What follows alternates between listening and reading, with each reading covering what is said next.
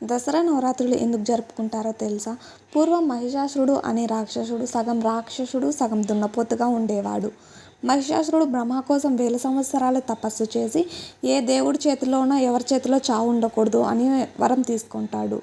భూలోకం మొత్తం నాశనం చేయడం మొదలుపెడతాడు. దాంతో దేవతలు అందరూ కలిసి త్రిమూర్తుల దగ్గరికి రక్షించమని చెప్పి వెళ్ళి వేడుకుంటారన్నమాట. దాంతో త్రిమూర్తులు బ్రహ్మ, విష్ణు, మహేశ్వరులు కలిసి ఆదిపరాశక్తిని సృష్టిస్తారు. అప్పుడు అమ్మవారు 9 రోజులు యుద్ధం చేసి ఆ రాక్షసుడిని సంహరిస్తారు.